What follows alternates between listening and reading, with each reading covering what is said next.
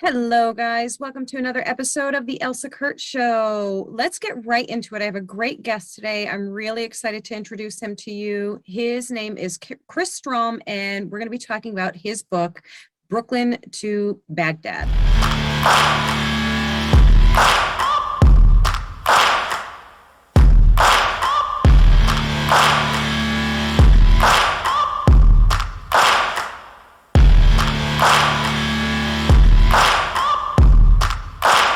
How are you today, Chris? I'm great, Elsa. How are you? I am good. Thank you so much for doing this. I know you were double booked today and you squeezed me in, so much appreciated. Thank you. Thank you very much. Okay, so here's the thing. So I started reading your book last night. I confess, I have a to be read list, and it is so long. And the more interviews I do, the longer that list gets. So I'm about halfway through, and it is so good. It's so compelling and so interesting. I really didn't want to put it down last night. And one of the takeaways that I have for this is going to be maybe a surprising one for you. And I don't want to hurt your feelings, but I got to tell you, your wife, she's a rock star. She's really amazing.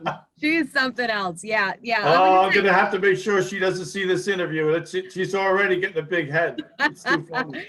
Yeah, she pretty much embodies everything that makes a great law enforcement spouse. Really, I mean, she's like the role model for it. Anybody that is new coming into our lifestyle and they want to know, what's it like? How do you live this lifestyle? And she could write the book. Yeah, she's great. I mean, we're married 27 years. She is my rock, and she's always been supportive of me. There's been times when, like everything in life, you have a little failure, or have a little setback, and my wife has always been there to just say, come on, push on. And so I'm very blessed. I'm very lucky to have her as my partner. That's awesome. Yes, you are definitely one of the lucky ones to have a great partner like that, standing beside you. I don't like to say behind you, but beside you, right? Absolutely. Absolutely. Absolutely. She supported me in all kinds of endeavors. And as you know from the book, you'll see she has quite a personality for someone for her size and stature. Yeah, she is somebody you want on your side for sure. I can tell that already just from your description of her and the things that you said about her. I'm like, yeah, I want her on my team for sure. Absolutely. So before we get into the book, which I really want to talk about, I want to talk a little bit about your background, how you came to law enforcement, because you are you're now retired, of course, NYPD sergeant, and you were with the investigation. No, what is it? The investigations division? Tell me exactly what. The intelligence division. That's where I finished out my career with the NYPD, the last 5.5 years of my career. So, but like most people in the, in police work, you don't start there. You have the, again, this might come as a shock to some folks in your audience. In the NYPD, you start out walking a footpost once you get out of the academy. I don't know if that happens in many police departments. I would imagine most police departments, depending on the size and, the area and things like that, they don't even have foot patrol. It's just mobile patrol in one form or another.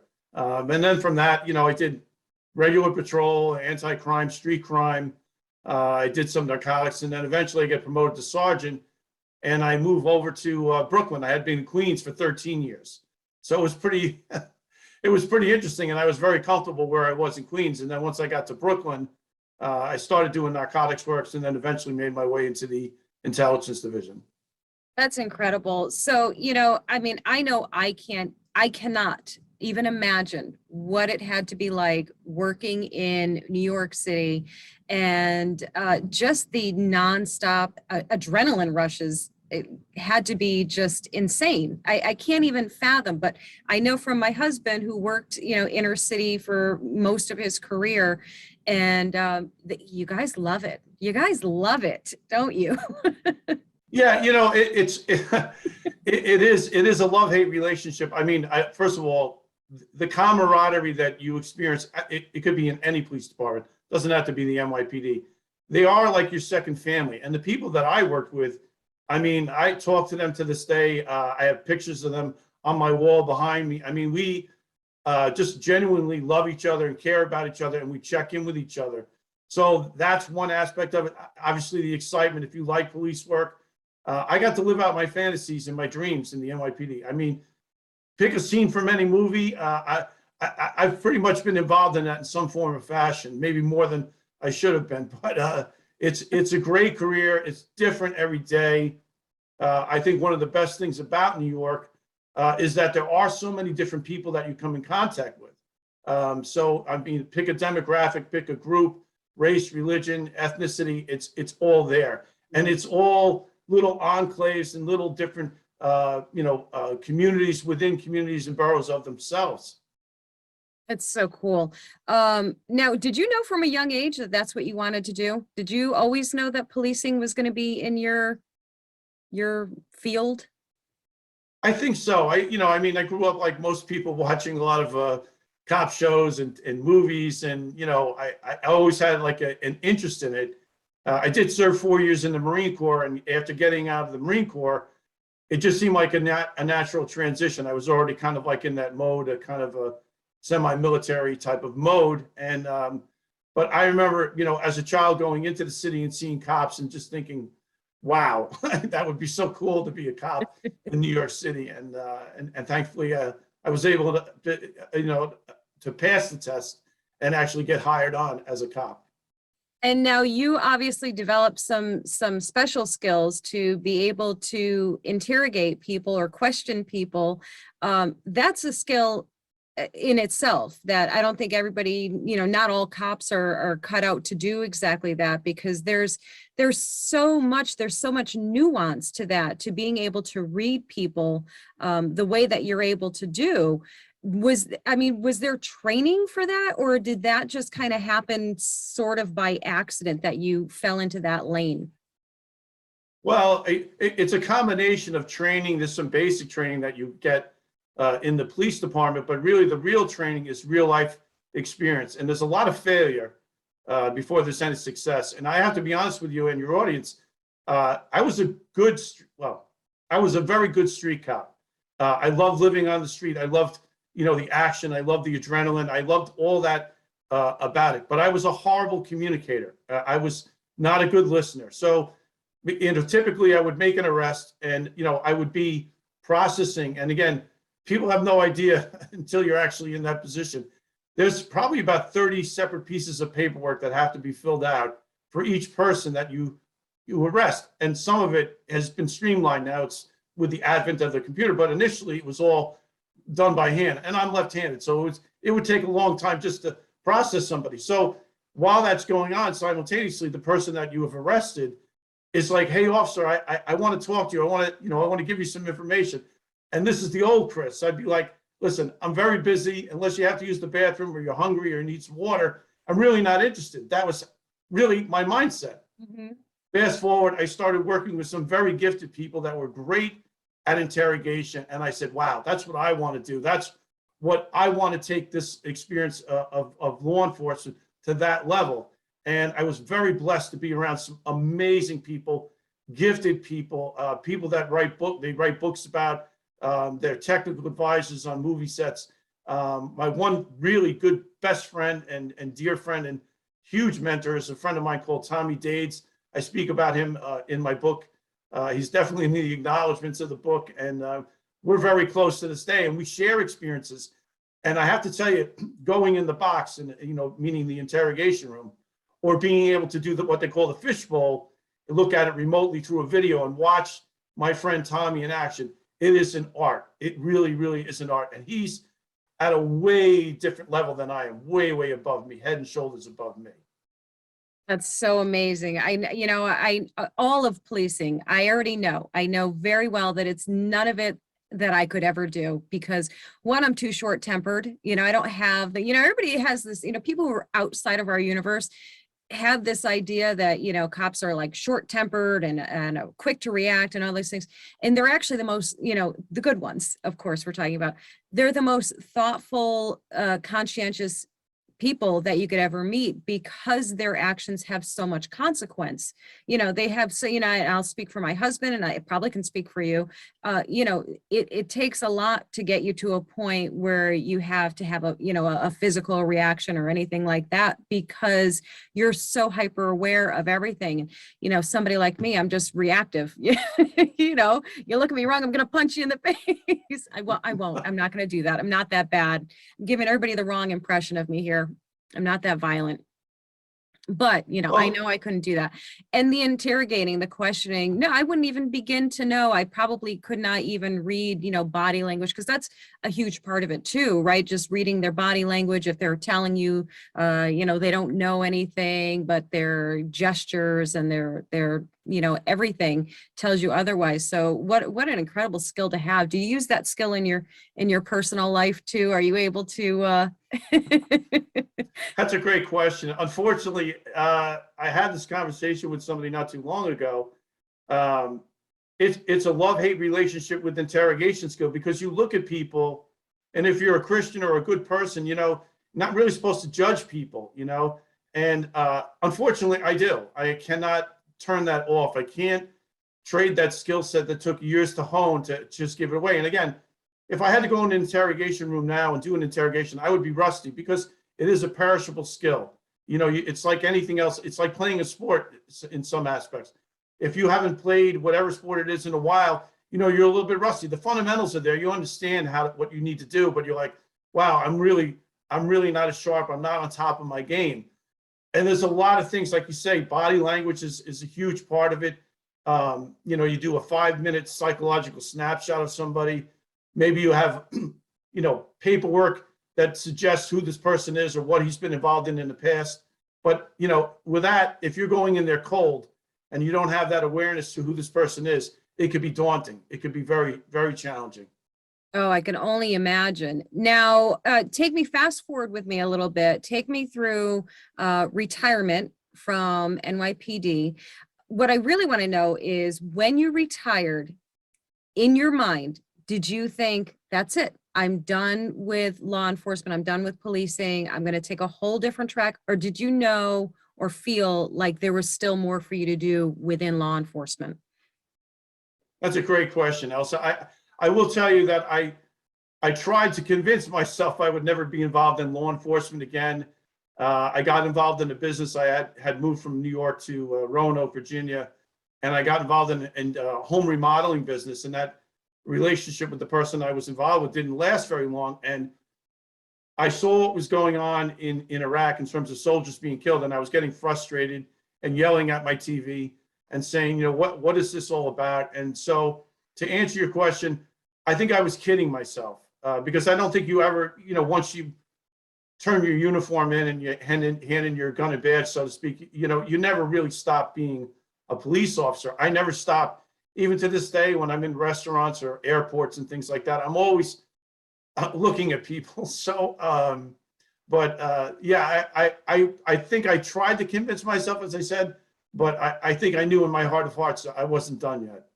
Yeah, I understand that. I really do. Living this life as a spouse of a police officer, I get it. And by the way, your wife and I probably have in common that we've never sat facing the door ever. Safe guess. I'm guessing, but I feel like it's a safe guess.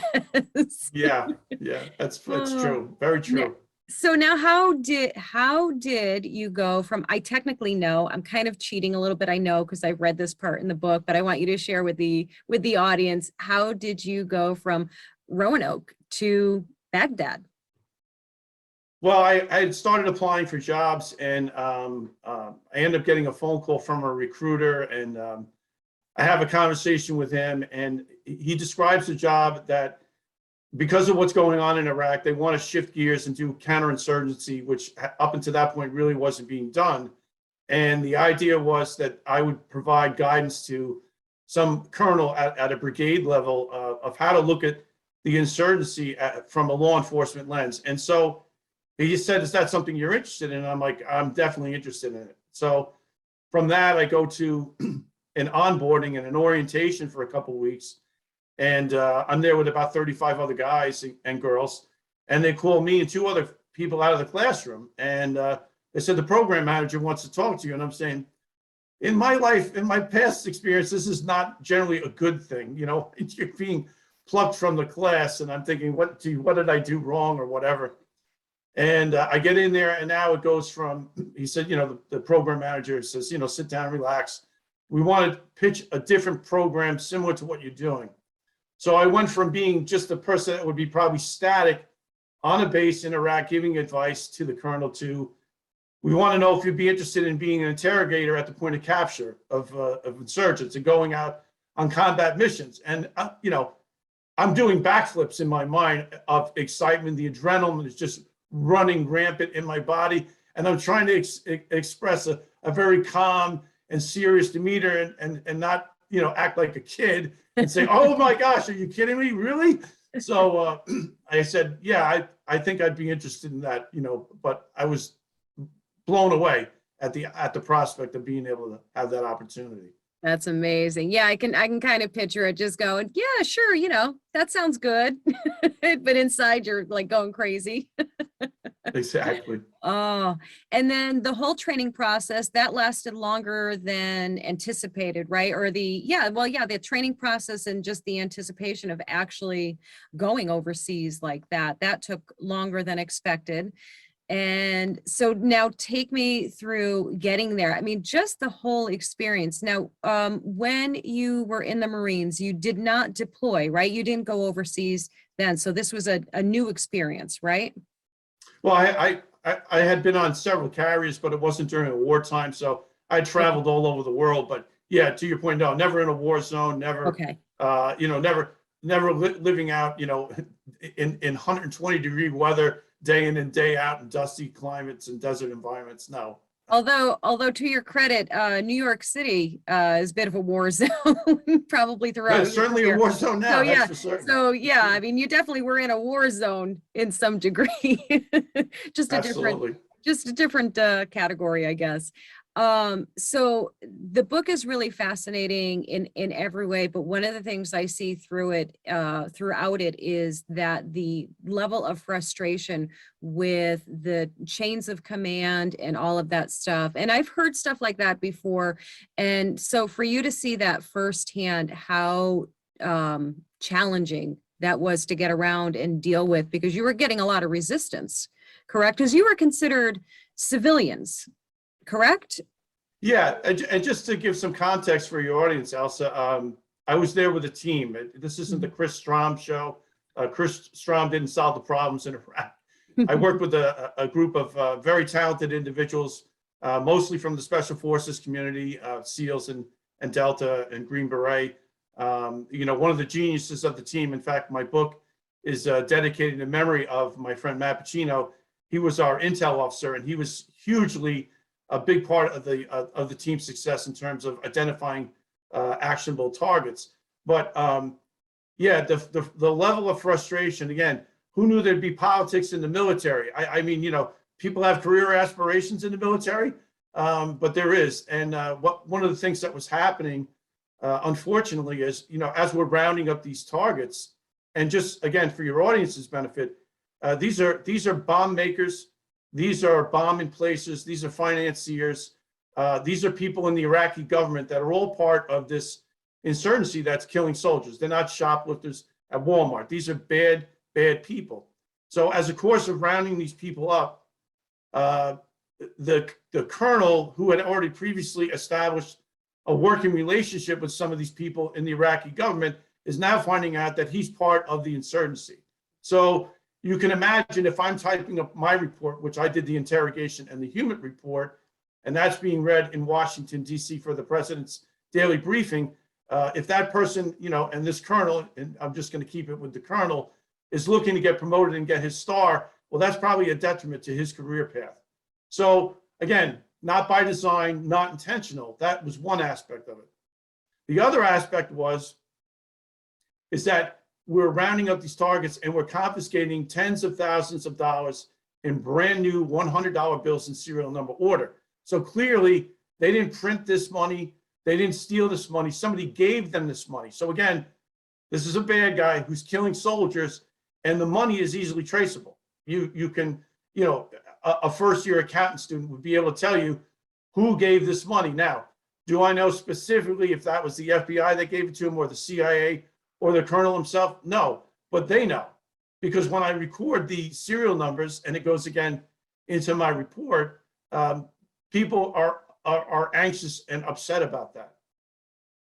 Wow. Wow. And there's so much, and I really do, I highly recommend your book, because there's so much in there, so many things that I certainly would have never known, to just go on behind the scenes, just the behind the scenes and everything that's actually happening there and in these circumstances is just mind blowing to me. And you do such a beautiful job showing it and explaining it. It's so good.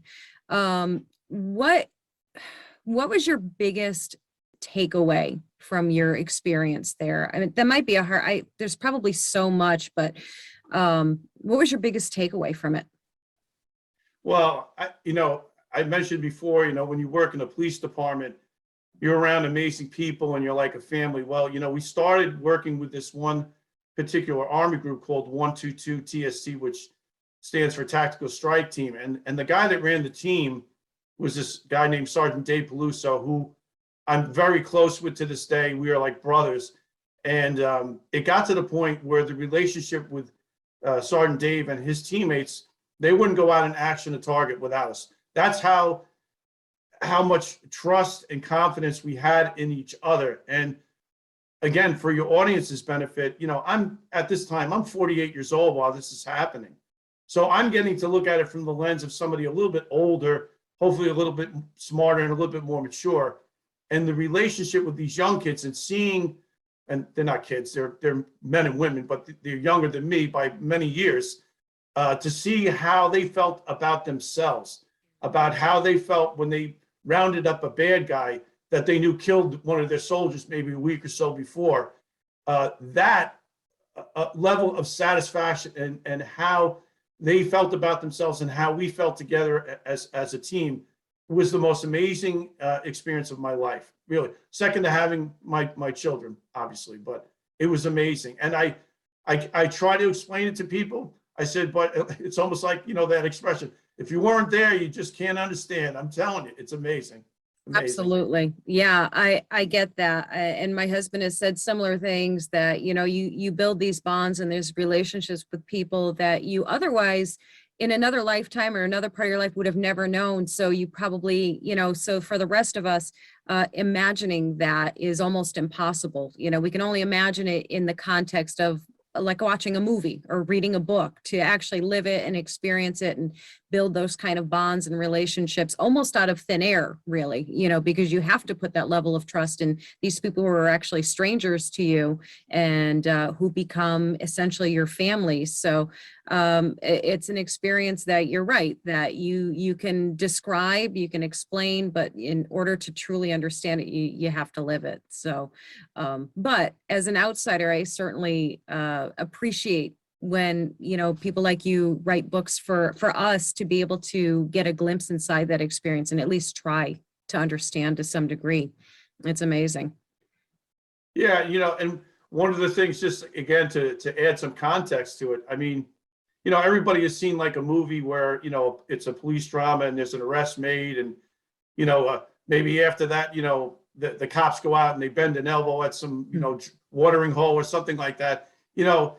In Iraq, the soldiers don't have a watering hole, so to speak, but they go to the chow hall. So now we're online, going through there, and maybe they want to sit with you or they don't want to sit with you, but the communication of what just happened, what just transpired, what bad guy, what guy in the deck of cards that they rounded up, it spreads like wildfire on the base. It's not a very big base. I was on a base called Fob Falcon.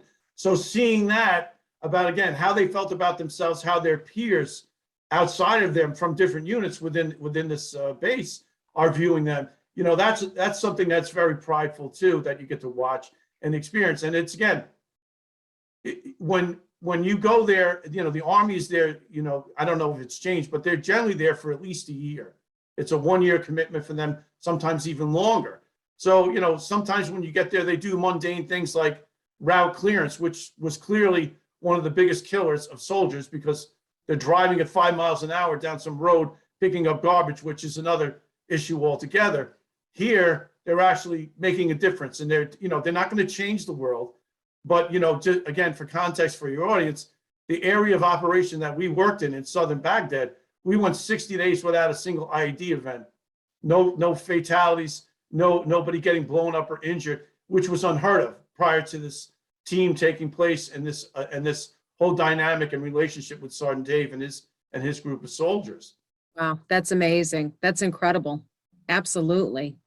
So tell me a little bit about the process of writing this book. Was this for you, like, did you know when you wrote this that this was something you wanted to publish? Did it start off as something as like a catharsis to just put all the stories down? Did you have a plan for the book, like right from the beginning?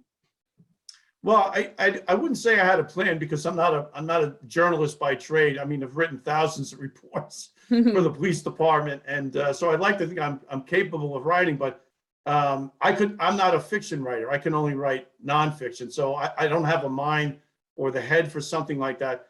But I kind of like basically did it as a chronology, and then as I started getting into it, I'm like, this might be an interesting story to tell later on in life. So it was a combination. I would say initially probably not so much on the book front, but then as I started getting over there and seeing what was going on, I'm like, yeah, I definitely want to make this into a book, which is a whole other issue. Again, I didn't know anything about the literary world. I didn't know anything about agents and publishers and editors. And again, just as a footnote to this story, the book was originally 322 pages when it was first submitted. Then the lawyers got involved and the editors got involved, and it whittled it down to 288 pages. So again, there's a lot of things in there that I wanted to say, and the lawyers would be like, no, you probably wouldn't. It's probably not a good idea to say that, because there's other things like lawyers for these people that you might be speaking about that may find that not so favorable. So anyone that's thinking about writing a book, I did it, and I'm not any genius, but I will tell you, you get a lot of no's, and there's a lot of things that I learned along the process of writing this book and actually getting it published. And it's not self-published. My publisher is Chicago Review Press, and so it's been an experience, to say the least. Oh yeah, yes. The whole literary world is a whole different beast, but yeah, the pride of accomplishment with that is pretty cool, and to be traditionally published is also very nice, and that makes you feel good too. But you're so right, the whole process of it, the editorial process and the publishing process, everything about it is definitely quite a journey. So I'm glad you navigated it. That's pretty awesome, because it's a great product, and I hate to call it a product. It's a great book. A product sounds so cold when it's such a personal account, and just so well done too. And I do laugh when you say about the lawyers jumping in and saying you can't talk about this, even with the names changed to protect the identities. They still, I guess it was still clear enough that they would know who they were if they saw it. Yeah, it's and you have to have thick skin. I mean, Yes. Listen, again, it's there is a lot of pride, as you say, involved in it. It's a feeling of accomplishment. I'm at an age in my life where I appreciate certain things that I never appreciated before. But certainly this was, again, it wasn't an overnight success, and a lot of no's, and again, if you are not determined enough to do this, or if you can't take rejection, then it might not be a road that you want to go down. But I was just determined, and I wasn't going to give up.